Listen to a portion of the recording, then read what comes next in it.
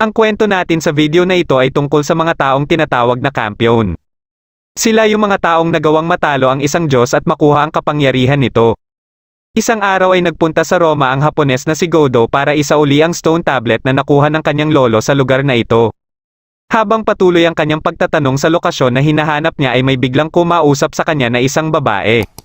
Gusto nitong kunin ang stone tablet na hawak-hawak niya na tinatawag nitong Grimoire.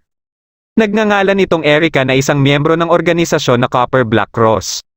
Pagkalipat nito sa likod ni Godo ay bigla silang nakarinig ng malakas na ingay. Kasabay nito ang pag-iba ng buong paligid at nakita nila ang isang napakalaking baboy ramo na ayon kay Erica ay siguradong kagagawan ito ng isang heretic god. Kagad siyang umaksyon kasama ang maid at driver niyang si Ariana para pigilan ang baboy ramo. Nang makalapit na siya dito ay kinuha niya ang kanyang espada at kaagad itong inatake. Habang tumatakbo si Godo ay nabitawan nito ang grimoire at pinulot ito ng isang batang lalaki. Nabanggit ng batang ito ang kanyang palaging ginagawa na muling pagbuhay sa mga olden kings of gods para kalabanin ang mga ito. Matapos sabihin ni Godo na pumunta lang siya sa lugar na ito para ibalik ang hawak nitong stone tablet ay biglang natawa dito ang bata. Natuwa ito kay Godo at napasabi ito na isang marangal na mandirigma si Godo. Nagpa siya ito na ibalik kay Godo ang grimoire at nang makita ni Godo ang nagliliwanag na puting kabayo ay biglang nawala dito ang bata. Pagkatilapo ni Erica dahil sa sobrang lakas ng baboy ramo ay nagawa ni Godo na mailigtas siya. May nabuo na mangipo-ipo sa paligid ng baboy ramo at dito na ito biglang nawala. Katapos nito ay napag-usapan nila Godo at Erica ang tungkol sa mga heretic gods. Ayon kay Erica ay ito umano ang mga nagbibigay ng mga sakuna sa mundo ng mga tao. Ngunit dahil mga Diyos ang mga ito ay tanging may mga magical powers lang ang nakakakita sa mga ito.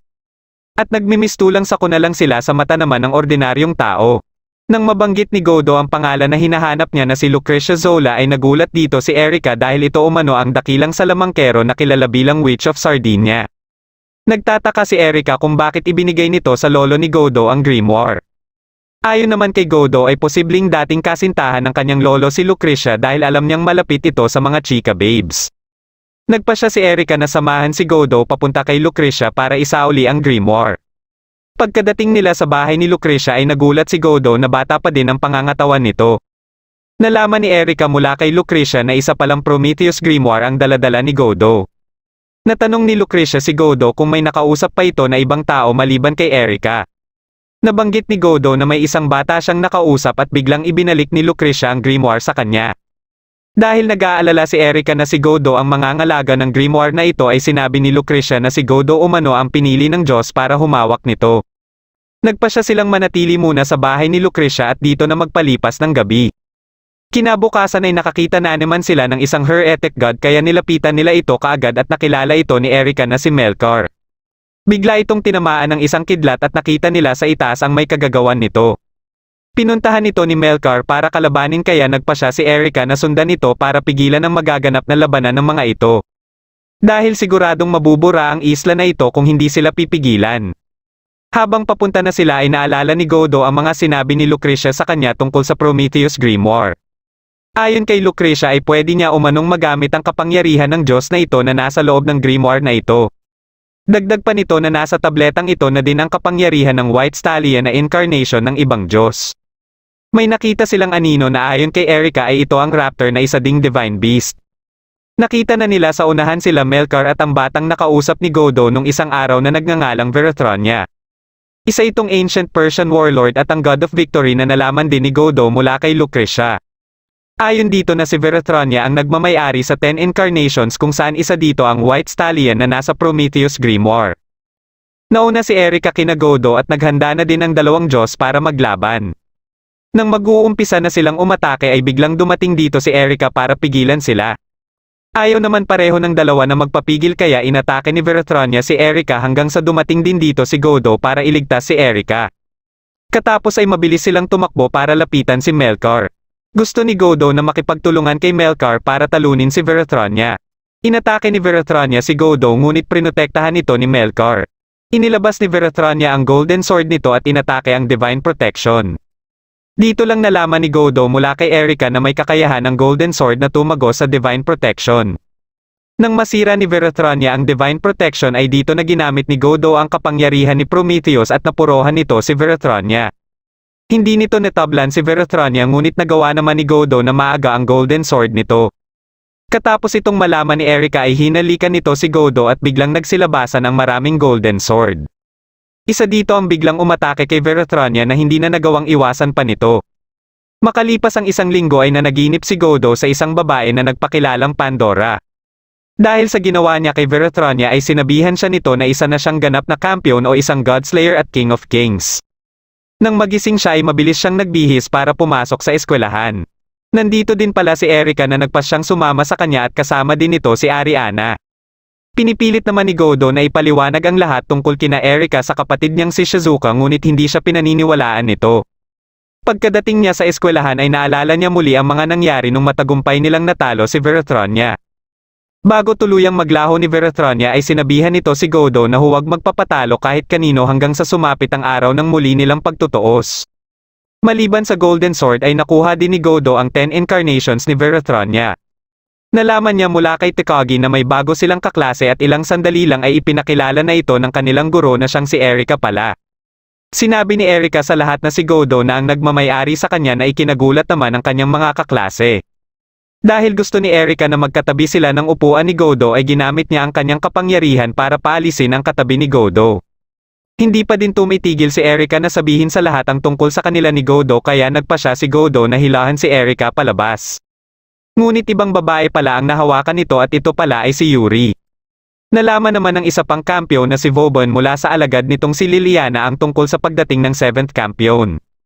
Natanong naman ni Vauban ang kinaroroonan ng Divine Instrument ngunit dahil hindi pa matunton ni Liliana ang eksaktong lokasyon nito ay binalaan ito ni Vauban dahil nalalapit na ang Prophecy of the Starless Night. Sinamahan ni Godo si Yuri pauwi at alam din pala nito na si Godo ang 7th kampiyon. Dahil nababahala ito na baka magalit sa kanya si Godo ay paulit-ulit itong humingi ng tawad. Dumating dito si Tuma na miyembro ng History Compilation Committee. Nang makarating sila sa shrine na tinutuluyan ni Yuri ay dito na ipinaliwanag ni Tuma kay Godo ang kanilang trabaho na mag-imbestiga na may kinalaman sa mga Diyos at mahika. Habang ang katulad ni Yuri naman umano ang umaalalay sa kanila. Itinuturing din nilang isang hari si Godo kaya gano'n na lang din ang respeto ni Yuri dito. Nabanggit naman ni Tuma ang tungkol kay Erika at ng Copper Black Cross. Pagka-uwi niya ng bahay ay napaisip siya sa mga sinabi sa kanya ni Tuma tungkol sa pinaplano ni Erika at ng Copper Black Cross sa kanya. Kilala pala si Erika bilang Red Devil at may kutob sila Tuma na si Erika ang ginagamit ng Copper Black Cross para akitin ang bagong kampiyon o si Godo at madala sa organisasyon nila. Nandito din pala si Erika kaya sinabihan nito ni Godo na itigil na umano nito ang ginagawa nito sa kanya. Dahil dito ay nagpa siya si Erika na magsama sila ng isang araw para umano malaman ni Godo ang totoo niyang nararamdaman. Pumayag naman dito si Godo ngunit hindi niya akalain na sa Roma pala nila ito gagawin. Pagkaalis ni Ariana ay may biglang nagpakita dito na isang babae. Akala nito ay makikipaglaban sa kanya si Godo ngunit matapos linawin ni Godo na wala siyang intensyon na ganito ay nagpa siya ang babae na umalis dito. Dumating dito si Erika kasama ang ibang miyembro ng Society of Magicians ng Italia. Ayon kay Erika ay gusto umano ng mga ito na makita kung gaano kalakas ang bagong Godslayer. Dahil dito ay inatake nito si Godo para palabasin ni Godo ang kanyang kapangyarihan. Pinag-transform nito ang kanyang espada bilang leon at pagkasugod nito kay Godo ay napilitan si Godo na gamitin ang kapangyarihan ng second avatar na bull kaya nagkaroon ito ng sobrang lakas. Pagkasugod muli ng leon ay ginamit naman ni Godo ang 7th avatar na raptor na nagbigay sa kanya ng sobrang bilis.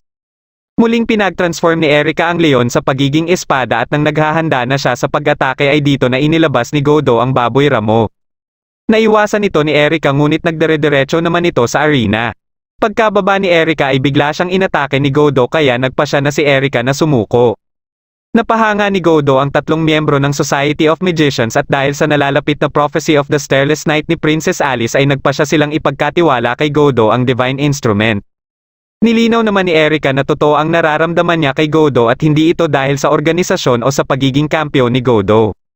Naglabas ito ng Divine Instrument at hindi nila alam na nasa di kalayuan lang si Liliana at pinagmamatsyagan sila. Hindi naman alam ni Godo na sa bagay na ito pala nakasalalay ang kapalaran ng mundo. Isang araw ay pinuntahan ni Tuma si Yuri para humingi ng tulong dito para kumpirmahin ang isang pangyayari na may kinalaman kay Godo. Kaya nang makasalubong ni Yuri si Godo sa eskwelahan ay niyaya niya ito na mag-usap sila.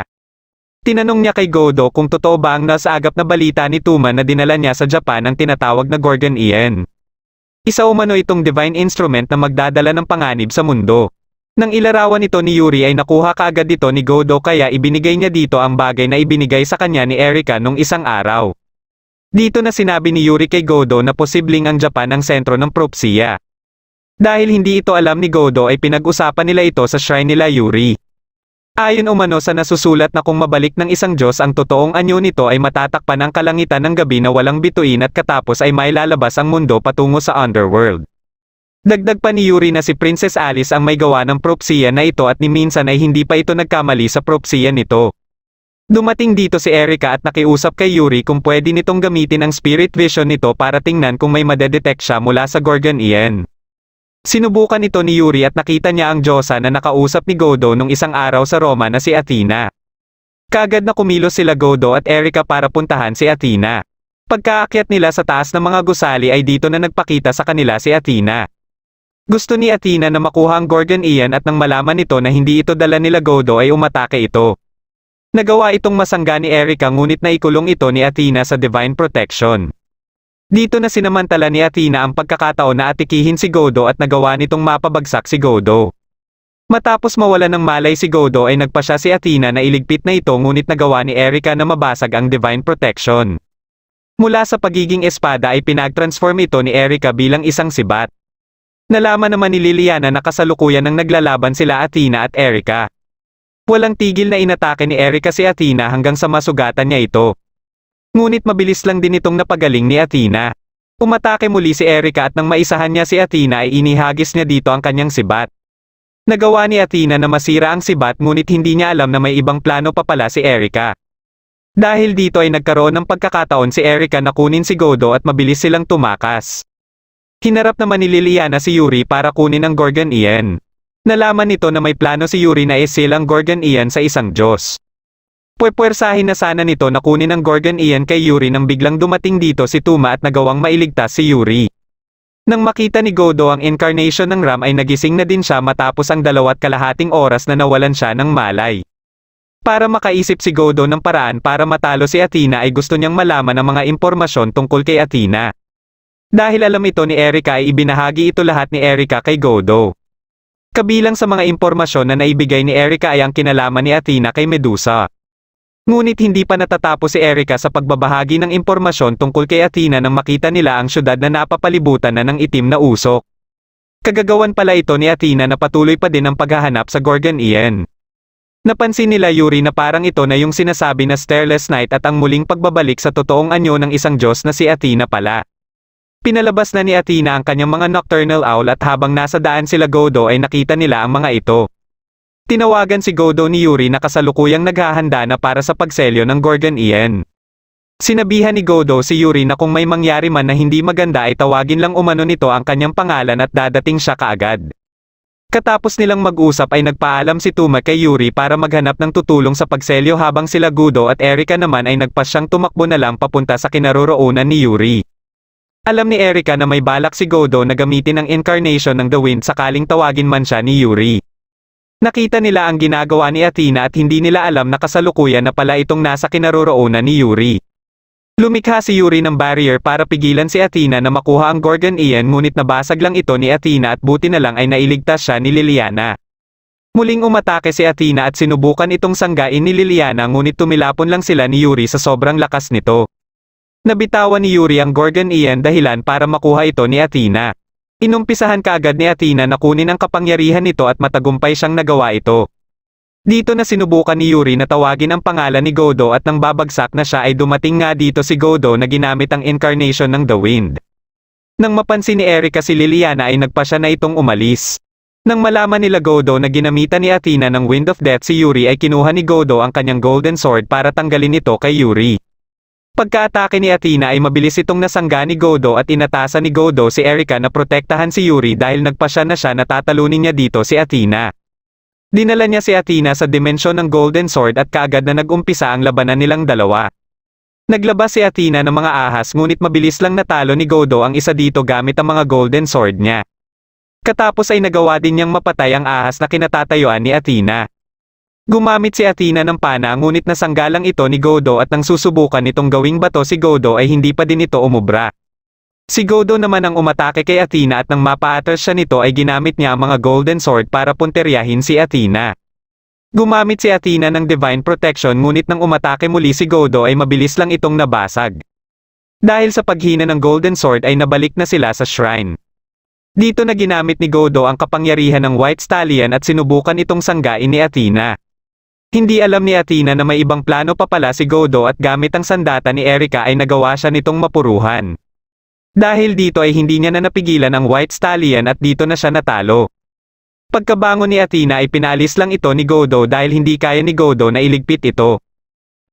Isang araw ay napanaginipan ni Yuri si Liliana at nakita niya din dito si Vauban. Habang naghahanda siya ng pagkain para kay Godo ay iniisip niya kung ano ang ibig sabihin ng panaginip na iyon at pamilyar din sa kanya ang mukha ni Vauban. Biglang dumating dito ang kapatid niyang si Hakari at alam nitong para kay Godo ang inihahanda niya kaya tumulong din ito sa kanya. Inimbestigahan naman ng History Compilation Committee ang lugar na pinaglabanan nila Godo at Athena. Nandito din si Liliana ngunit nang mapansin siya ni Tuma ay umalis din siya kaagad. Pagsapit ng tanghali ay ibinigay na ni Yuri kay Godo ang kanyang ginawa. Nalaman nila Erika at Godo na wala palang cellphone si Yuri. Dahil dito ay sinabihan ni Erika si Godo na samahan si Yuri na bumili ng cellphone. Dagdag pa ni Erika na kakailanganin nito ni Yuri para mas magampanan pa nito ang trabaho nito na gabayan si Godo. Katapos ng kanilang klase ay dumiretso sila kaagad sa bilihan ng cellphone.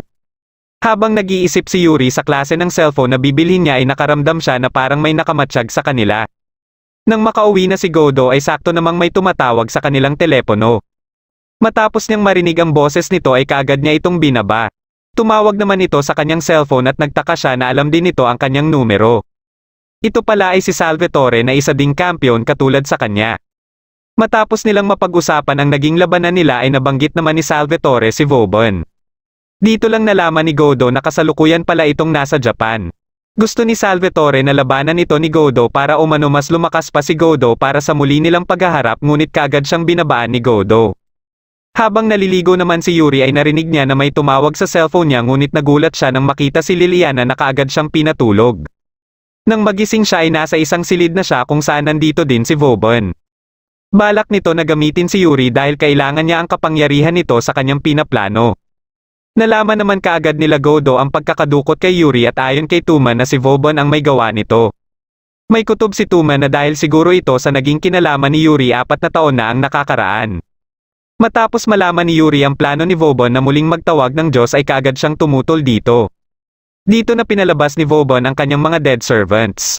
Ito ang mga niligpit niya na ginawa niyang mga tauhan at handa siyang pagsilbihan habang buhay. Ginamit naman ni Yuri ang kanyang spirit vision at nakita niya ang Egyptian god na si Osiris na tinalo ni Vauban. Mabilis na natunto nila Godo ang kinaroroonan ni Yuri dahil manatyagan pala ni Erika si Liliana. Pagkapasok nila ng gusali ay inatake kaagad sila ng mga alagad ni Vauban. Nalaman ito kaagad ni Vauban at matapos matalo nila Erika ang ibang dead servants ay nakaharap naman nila ang isang ancient witch. Nagpalabas ito ng golem at dahil alam ni Erika kung paano ito matatalo ay mabilis lang niya itong natalo. Nalaman naman ni Yuri mula kay Liliana na nasa gusali na sila Godo. Kaya naisip din ni Liliana na natutuwa din si Godo sa pakikipaglaban katulad kay Vauban. Ngunit naniniwala si Yuri na naiiba si Godo sa ibang kampiyon. Ilang sandali lang ay nakarating na din sila Godo at Erika sa silid na kinaroroonan ni Vauban. Matapos sabihin ni Godo ang pakay niyang bawiin si Yuri ay sinabi naman ni Vauban na bukas siyang makipagnegosasyon. Iminungkahi nito kay Godo na palitan na lang si Yuri ng katulad nito na kayang magtawag ng Diyos o pwede ding Diyos mismo basta karapat dapat nakapalitan ni Yuri. Iminungkahi naman ni Erika kay Godo na sundin na lang ang payo ni Salvatore. Sinabi ni Erika kay Vauban ang mga sinabi ni Salvatore kay Godo ngunit may halong kasinungalingan na para asarin si Vauban. Bagamat naiinis na si Vauban ay hindi pa din ito tinatanggal ang pakikipagnegosasyon. Inilabas nito sila Yuri at inalok si Godo sa isang laro sa pagitan lamang nilang dalawa. Ito ay isama nila Godo si Yuri para dalhin kung saan man lugar at kung makaligtas sila kay Vauban hanggang pagsikat ng araw ay panalo na sila. Mag-uumpisa lang kumilos si Vauban pagkatapos ng 30 minuto simula pagkaalis nila ng gusali. Kahit tinanggap nila ang hamon ni Vauban ay alam pa din nila na hindi ito matatapos hanggat hindi mismong direktang lalabanan ni Godo si Vauban. Sumapit na ang 30 minuto at napansin din nila kaagad ang mga alagad na lobo ni Vauban na nakabuntot sa kanila. Nagawa ni Ariana na madala sila sa isang lugar ngunit ilang sandali lang pagkaalis ni Ariana ay dumating na din dito ang mga lobo. Gagamitin na sana ni Godo ang kanyang kapangyarihan ngunit pinigilan siya ni Erica at ito na ang nagligpit sa mga lobo. Dumating naman kaagad dito si Vauban at inilabas ang mga dead servants niya. Ginamit ni Godo ang White Stallion na kaagad inubos ang mga dead servants. Nag-transform naman si Vauban sa pagiging lobo at nilamon lang nito ang atake ni Godo. Muli itong nagpalabas ng mga dead servants at nilabanan ito ni Erica. Nagpa siya si Godo na umatras muna at sinabihan nito si Erica. Nang aatakihin na siya ng isang dead servant ay ginamit niya ang incarnation ng raptor para mabilis silang makalayo. Gumamit naman si Erica ng Sandals of Hermes para makaalis din sa lugar. Ngunit nagawa ni Liliana na mawabol siya at naglaban silang dalawa. Nang makapagpahinga sila Godo ay nagamit ni Yuri ang kanyang spirit vision at may natuklasan siya. Biglang dumating dito si Tuma at sinabihan sila sa kasalukuyang kalagayan ni Erica. Kaya habang patuloy ang labanan nila Erica at Liliana ay dumating dito sila Yuri para pigilan sila. Kahit anong sabihin ni Yuri ay hindi pa din ito napigilan si Liliana. Pagka-atake muli ni Liliana kay Erica ay may nabanggit si Erica tungkol sa natuklasan nitong sekreto ni Liliana dahilan para mapahinto sa pag-atake si Liliana. Tinakot ni Erica si Liliana na kakalat umano ang sekreto nito kung hindi ito makikipagtulungan sa kanila. Dahil dito ay napilitan na lang si Liliana na sundin ang gusto ni Erica. Kaya habang inuutusan ni Vauban ang kanyang mga alagad ay nagpakita na sa kanya sila Godo. Napansin nito si Liliana kaya sinabi na din ni Liliana ang kanyang pagbibitiw bilang isa sa alagad ni Vauban. Nag-transform muli si Vauban bilang lobo at dito na inilabas ni Godo ang Golden Sword. Nagulat si Vauban nang mapunta sila sa lugar na puno ng Golden Sword. Nag-umpisa nang umatake si Godo at tinatabla nito si Vauban kaya nagpalabas din si Vauban ng mga alagad nitong lobo. Dahil sa spirit vision ni Yuri ay nalaman ni Godo na kapangyarihan ng Diyos na si Apollo ang kasalukuyang gamit na kapangyarihan ni Vauban.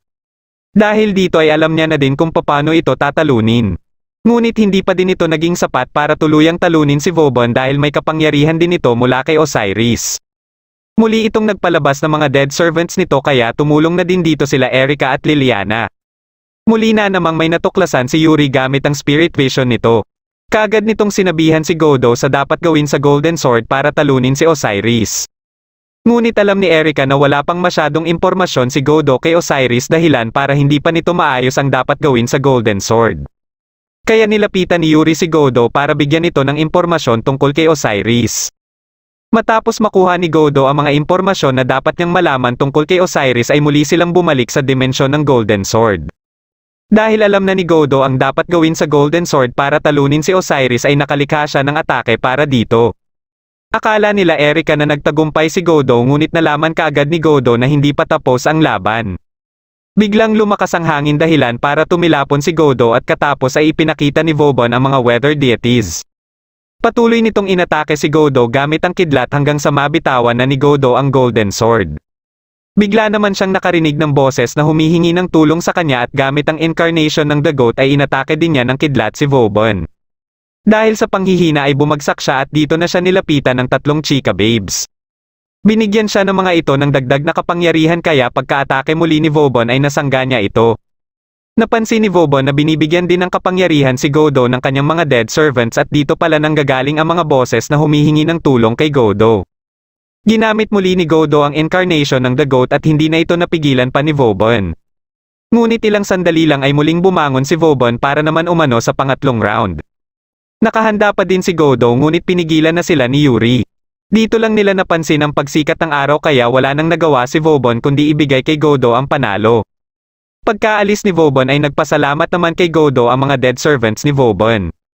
Makalipas ang ilang araw pagsapit ng summer vacation ay nagpa siya si Erica na bumalik ng Italia para magbakasyon dito ngunit dinala nito si Godo. Habang nasa isang beach resorts na sila ay naalala muli ni Godo ang mga pangyayari bakit siya napunta dito. Matapos ipaalam sa kanya ni Erica ang plano nito ay nakiusap na lang siya kay Lucrecia para sa kanyang matutuluyan.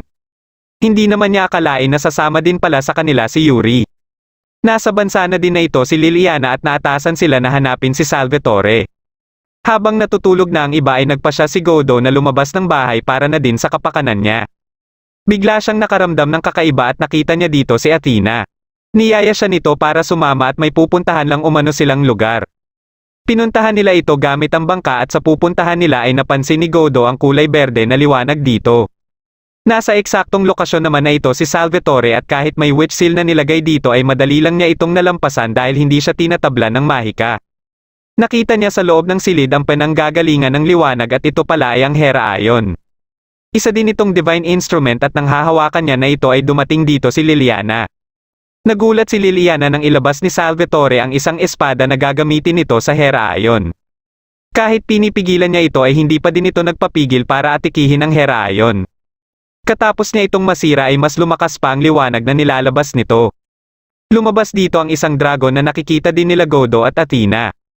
Biglang may umatake dito dahilan para ito bumagsak at nang lalapitan na ito ni Liliana ay may nagpakita dito na isang lalaki. Nagpakilala itong si Perseus na isa ding Diyos at kilala bilang Serpent Slaying Hero. Plano nitong iligpit din ang dragon na ito at sinusubukan naman ni Liliana na pigilan siya. Inatake sila ng dragon at dito na ito paulit-ulit na inatake ni Perseus. Nang ililigpit na ito ni Perseus ay napigilan siya ng divine protection na kagagawa ni Athena. Nandito na din si Godo kaya akala ni Liliana ay ito ang nagdala kay Athena sa lugar na ito. Matapos higupin ni Athena ang dragon ay naghanda na sila pareho ni Perseus para maglaban ngunit pinigilan sila ni Godo. Nang malaman ni Perseus na si Godo ang bagong God Slayer ay nagpasya siya na si Godo na lang ang labanan niya. Dahil dito ay mabilis na kumilos si Liliana para kunin si Godo at ilayo muna kay Perseus. Nang makalayo sila ay dito na sinabi ni Liliana kay Godo na si Salvatore ang may kagagawan sa paglabas ng dragon. Nag-isip sila ng plano paano tatalunin si Perseus at dahil para maging epektibo ang Golden Sword ay kailangan ni Godo ng sapat na impormasyon tungkol sa Diyos na kakalabanin niya. Iminungkahi ni Liliana na bigyan si Godo ng nalalaman nito sa pamamagitan ng mahika. Dito lang nalaman ni Liliana na may ibang paraan pala na ginagamit si Godo para gumana sa kanya ang mahika dahil sa hindi basta-basta gumagana sa mga kampiyon ng mahika. Biglang dumating dito si Perseus sakay ng Pegasus at balak sana ni Godo na ipagawa ulit ang ginawa ni Liliana kanina ngunit alam ni Liliana na mahihirapan na sila dito. Nagpasya na lang ito na tulungan si Godo at pagka-atake nito kay Perseus ay madali lang itong sinangga ni Perseus. Dito na ginamit ni Godo ang incarnation ng The Boar at habang sakay sila nito ay sinugod ni Godo si Perseus at inihulog ito. Mabilis na nakasunod sa kanila si Perseus na nagawang matanggal ang karapatan ni Godo sa boar kaya naglaho ito kaagad. Katapos ay inatake sila nito gamit ang pana kaya nagpasya si Godo na gamitin ang incarnation ng raptor para pigilan si Perseus. Ngunit bigla na namang nawala ang kapangyarihan nito dahilan para matamaan siya ni Perseus at kaagad na bumagsak. Nang nilapitan ito ni Liliana ay plano pa sana itong atikihin ni Perseus nang biglang dumating dito si Athena at inatake si Perseus. Ayon kay Athena ay mas interesante si Godo tuwing nabubuhay ito muli. Dahil dito ay nagpasya na lang si Perseus na umatras muna at bago din umalis dito ni Athena ay nagbigay ito ng mensahe kay Liliana para kay Godo. Muling nakausap ni Godo si Pandora Señales na muli na naman siyang namatay. Nang magkamalay siya ay nasa tabi niya si Liliana at ayon dito ay nasa isang base sila ng Bronze Black Cross sa Naples. Dumating dito si Karen na isang apprentice mage ng Bronze Black Cross. Binanggit nito ang impormasyon na nakuha nito kay Ariana na kasalukuyan din silang nasa bansa kasama sila Erica at Yuri. Nalaman naman kaagad nila Erica ang kinaroroonan ni Godo at ang pakikipaglaban nito sa isang heretic god. Ngunit hindi nila makontak si Godo dahil biglang nawala ng kuryente at signal sa kinaroroonan nila. Napag-usapan nila Godo kung bakit nagawa ni Perseus na matanggal ang incarnation. Naisip ni Liliana ang lugar na Persia kung saan may kinalaman din dito si Verathronia. Habang nagpapahangin si Godo sa balkonahe ng gusali ay nakita niya ang isang libro. Isa pala itong nobela at habang binabasa ito ay naiisip niya ang mga pangyayari. Hindi niya alam na si Liliana pala ang nagsulat nito at ito ang pinakatatagong sekreto ni Liliana. Dahil nabasa na ito ni Godo ay gusto niya na nailigpit ito dahil alam na nito ang kanyang sekreto. Biglang dumating dito si Athena at dinala sila nito sa baybaying dagat. Tinanong ito ni Godo kung bakit nagagawa ni Perseus na tanggalin ang kapangyarihan na nakuha niya kay Verathronia. Sigurado si Godo na alam ni Athena ang kasagutan sa tanong niya. Subalit ang problema ay walang balak si Athena na sabihin lang ito kay Godo nang walang kapalit. Kaagad na pumayag si Godo sa gusto ni Athena ngunit hindi sang-ayon dito si Liliana. Nawalan kaagad ng gana si Athena at sinabihan na lang si Godo na hanapin siya kung magbago ang kanilang isip. Habang pabalik na sila ay nanghihinayang si Godo sa oportunidad na nasayang. Ngunit ayon naman kay Liliana na isang delikadong hakbang sakaling sumang-ayon sila sa gusto ni Athena. Naintindihan naman kaagad ni Godo ang ibig sabihin ni Liliana. Kaya pagka-uwi nila ay nagsimula silang maghanap ng mga impormasyon tungkol kay Perseus at paano nila ito tatalunin. Ngunit hindi makapag-concentrate dito si Liliana dahil palagi niyang iniisip si Godo. Dahil dito ay lumabas na lang muna siya para magpahangin. Pagkabalik niya ay dinalhan niya ng tsaa si Godo ngunit pagkainom nito ni Godo ay nakaramdam kaagad ito ng hindi maganda sa kanyang katawan. Dito na sinabi ni Liliana na tatanggapin niya ang alok ni Athena na hindi kasama si Godo. Pinuntahan ni Liliana si Athena para makipagnegosasyon dito kapalit ng impormasyon tungkol kay Perseus. Nang mabanggit ni Athena ang leader of the Ancient East ay nakita niya si Perseus hawak-hawak ang ulo ni Medusa. Bigla siyang nilapitan ni Athena ngunit dumating naman dito si Godo. Nakaisip si Godo ng magandang sasabihin para mapapayag si Athena na magbigay pa ng ibang impormasyon. Nang mabanggit nito ang salitang imperyo ay nakuha kaagad ni Liliana ang ibig sabihin nito. Pabagsak na sana si Godo dahil sa hindi magandang nararamdaman nito at buti na lang ay nasalo pa ito ni Athena. Matapos itong ipahawak kay Liliana ay umalis na siya dito. Pinuntahan naman ni Salvatore sila Erika para siguraduhan na hindi makakapunta ang mga ito kay Godo. Gusto nito na walang tutulong kay Godo para umano mas lumakas pa ito. Siya din pala ang may kagagawan kaya nawalan ng kuryente at signal sa lugar. Nang bumalik na ang lakas ni Godo ay pinadalhan naman sila ng mensahe ni Perseus para hamunin muli si Godo sa isang laban. Bago magsimula ang kanilang laban ay nagsalita muna si Perseus sa harap ng mga tao para ipaalala muli sa mga ito na siya ang nagligpit kay Medusa. Katapos ay sinimulan na nila ang kanilang laban at ginamit ni Godo ang incarnation ng The Bull. Nasa di kalayuan naman si Salvatore at pinapanood ang labanan ng dalawa. Kahit anong ihagis ni Godo kay Perseus ay madali lang itong hinihiwa ni Perseus. Gumamit si Perseus ng isang mahika na nagdahilan para hindi na magamit ni Godo ang 10 incarnations. Katapos ay kagad itong umatake kaya napurohan nito si Godo. Mabilis namang tiningnan ni Liliana ang kalagayan ni Godo. Dito na nagpasya si Liliana na ibahagi kay Godo ang mga natuklasan nito tungkol kay Perseus mula sa mga binanggit ni Athena sa mabilis na paraan. Aatakihin na sana muli ni Perseus ang kinaroroonan ni Godo nang inumpisahan ng gamitin ni Godo ang Golden Sword. Nang magpakita si Godo kay Perseus ay kaagad naman siyang inatake ni Perseus ngunit tinapatan lang ito ng kanyang mga Golden Sword. Dahil sa mga impormasyon na naibahagi ni Liliana sa kanya ay nalaman niya ang tungkol sa God of Light na si Mithras na siyang ginagamit ni Perseus. Ito ang dating master ni Verathronia kaya nagagawa niyang ma-disable ang kapangyarihan ni Verathronia. Tinipon niya ang ibang mga Golden Sword papunta sa hawak niyang Golden Sword kaya mas lumaki pa ito. Pagka-atake nila ng sabay ni Perseus ay nanaig dito ang kanyang Golden Sword. Kahit nagawang masira ni Godo ang pana ni Perseus ay naglabas naman ito ng espada at kaagad umatake kay Godo. Nagawa nito na mapabagsak at mapuruhan si Godo ng kanyang espada. Ngunit nagawa naman ni Godo na magamit ang incarnation ng The Camel dahilan para tumilapon na lang si Perseus. Pagkalapit ni Liliana kay Godo ay muli din nakabalik dito si Perseus. Nagpasya si Liliana na tulungan si Godo ngunit nagawa ni Perseus na makontrol siya nito. Katapos ay pinaatake ito ni Perseus kay Godo at walang magawa si Godo kundi umilag lang dito. Ginamit ni Liliana ang kanyang pana pero bago pa niya mabitawan ang mga bala nito ay narinig niya ang boses ni Godo kaya si Perseus ang napuruhan niya.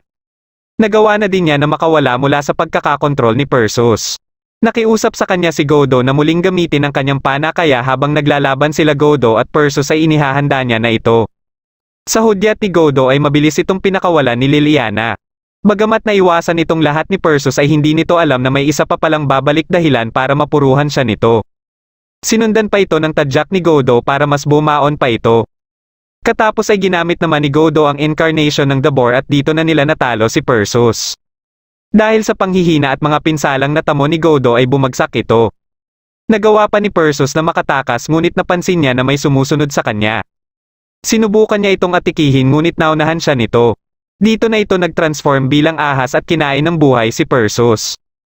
Ilang sandali lang ay dumating naman dito si Salvatore at tanging espada at nagtalsikang dugo ni Perseus na lang ang naabutan nito. Kinabukasan habang nagpapagaling si Godo ay binisita naman siya nila Erika at Yuri. Nilinaw ni Liliana sa mga ito na pagsisilbihan na din niya si Godo. Pagkabalik nila ng Japan ay nagpasya si Liliana na sumama sa kanila at mag-aral na din dito. Naging kaklase din ito nila Godo at ginamit din nito ang kapangyarihan nito para makatabi kay Godo. Dahil dito ay nadagdagan na naman ang bilang ng mga chika babes ni Godo. Isang araw ay nakita ni Godo ang isang sulat sa mesa niya na pinapapunta siya sa tea club room katapos ng klase. Dahil nakita din ito ni Liliana ay nagpa siya itong samahan siya. Pagkabukas nila ng pinto ay bumungad sa kanila ang isang babae at kasama din nito si Yuri. Nagpakilala itong si Ina at katulad kay Yuri ay isa din ito sa naatasan na magbantay kay Godo. Habang nag-uusap-usap sila tungkol sa tatlong chika babes na ni Godo ay hindi nila namalayan na nasa loob ng silid na pala si Erika. May ideya ito sa pakay ni Ina kaya inanyayahan nito si Ina para mag-usap sila ng silang dalawa lang. Habang nag-uusap ang mga ito ay nasa gate ng eskwelahan naman sila Godo para hintayin sila Erika. Matapos ang ilang minuto ay dumating na si Erika at dahil nagugutom si Godo ay naisipan nito na kumain muna sila. Niyaya din nito sila Yuri at Liliana ngunit parehong tumanggi na sumama ang dalawa. Isang araw ay niyaya ni Erika si Godo na lumabas na sila lang dalawa. Pagsapit ng hapon ay binalikan nila ang lugar kung saan nilabanan nila si Athena. Ilang sandali lang ay dumating naman dito si Ina. Hindi alam ni Godo na may usapan din pala sila Erika at Ina na magkikita sila ngayong araw para maglaban. Matapos ilabas ni Erika ang kanyang espada ay inilabas din ni Ina ang kanyang sandata at naramdaman ito ni Yuri na kasalukuyang kasama ni Liliana. Mabilis na umalis si Yuri at nag-umpisa na ding maglaban ang dalawa. May balak pala si Ina na iligpit si Erika dahil gusto nito na isang Hapones din at hindi ibang lahi ang dapat palaging kasama ni Godo. Pagkaatake nila ng sabay ay nagulat sila nang pumagitna sa kanila si Godo para uwatan sila. Dito na inilabas ni Ina ang totoo niyang kapangyarihan ngunit bago pa ito makaatake ay pinigilan kaagad ito ni Godo. Biglang may lumitaw na isang uri ng mahika sa kinatatayuan ni Godo at mabilis na nilaman nito si Godo. Kagad namang inatake ni Erika si Ina at nalaman ni Erika mula kay Ina na posibleng dinala umano si Godo sa Netherworld ng tagapag-alaga nito. Kung saan ito ang namamagitan sa buhay at kamatayan at alam din ito ni Erika. Dahil dito ay nagpa siya si Erika na pumasok din dito para sundan si Godo ngunit wala namang balak si Ina na tantanan si Erika. Habang naglalakad-lakad si Godo sa Netherworld ay may nakita siya ditong isang bahay. Bigla niyang narinig ang boses ng isang lalaki na pinapapasok siya sa bahay na ito. Pagkapasok niya ay nakita niya ang lalaki na nagpakilalang si Makoto at siyang nag-alaga kay Ina. Nagpatuloy naman ang labanan nila Erika at Ina sa lugar na ito. Napansin ni Erika na parang hindi nanghihina si Ina at ayon kay Ina ay dahil siguro tinutulungan siya ni Makoto. Habang nag-uusap sila Godo at Makoto ay biglang sumakit ang ulo ni Godo nang mabanggit ni Makoto si Pandora. May nakuha din siyang impormasyon tungkol kay Makoto at nagulat siya nang makita ang Golden Sword. Ayon kay Makoto na dahil may memorya ang Netherworld sa nakaraan, kasalukuyan at hinaharap ay nakukuha din ito ni Godo nang hindi sinasadya. Nang matanong ni Godo si Makoto tungkol kina Erika at Ina ay ipinakita nito na kasalukuyang naglalaban ang dalawa.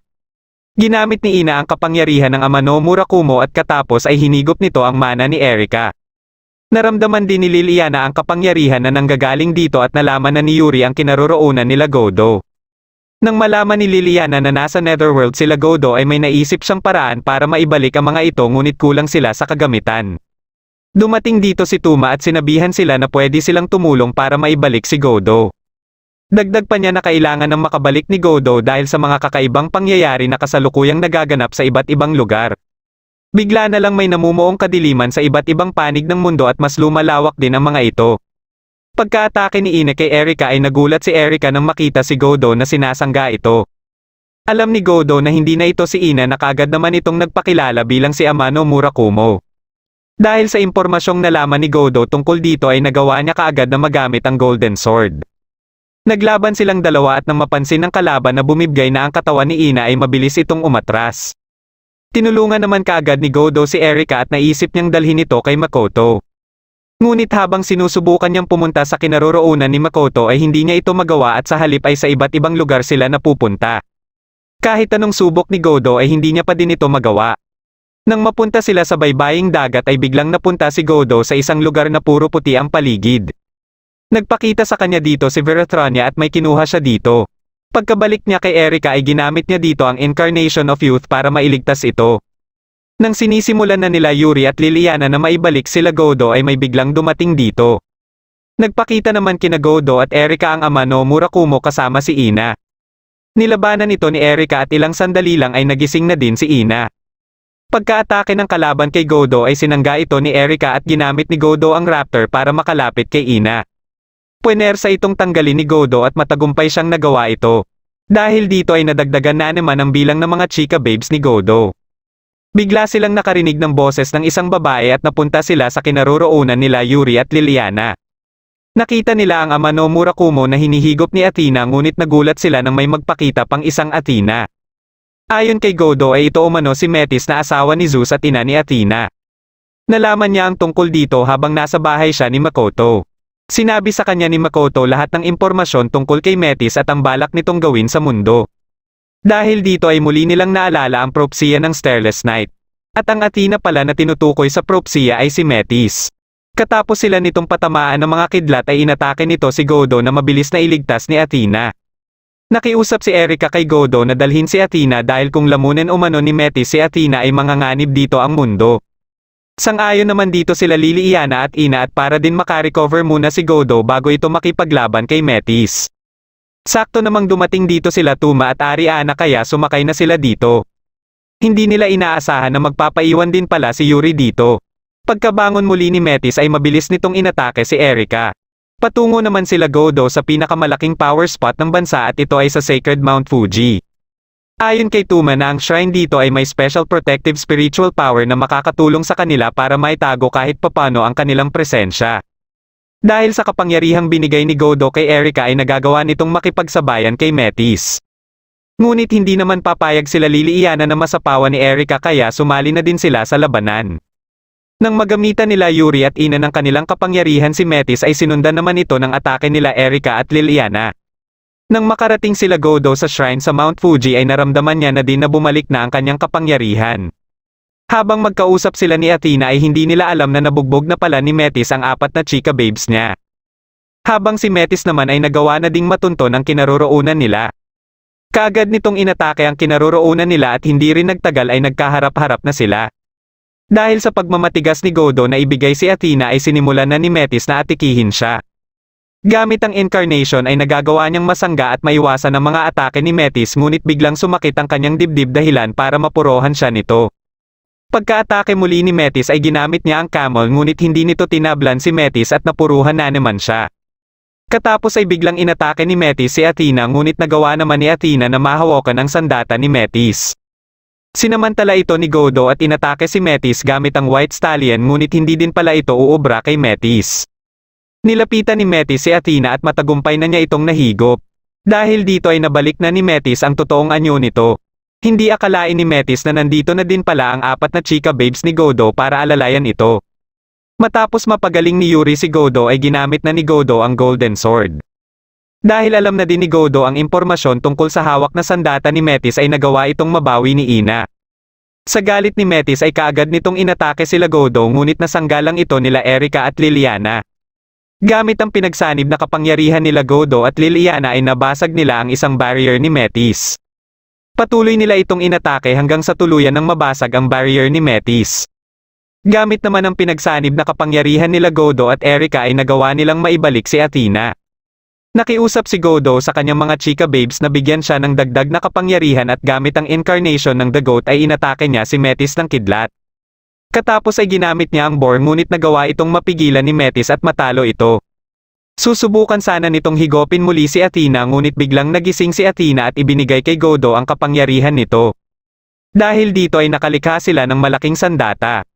Sinubukan itong tapatan ni Metis ngunit hindi nito kinaya ang lakas ng sandata nila Godo. Matapos maglaho ni Metis ay nawala na din ang maitim na kalangitan sa iba't ibang panig ng mundo. Nagpaalam na din kay Godo si Athena at paglapit ng mga chika babes ni Godo ay bumagsak naman siya dahil sa sobrang panghihina. Dito na nagtatapos ang huling episode ng Kampiyon. Kung nagustuhan mo ang ating kwento ay huwag kakalimutan mag-like at mag-subscribe na din para malalaman mo kaagad kung may bago akong video. Maraming salamat sa panonood at shoutout na din kina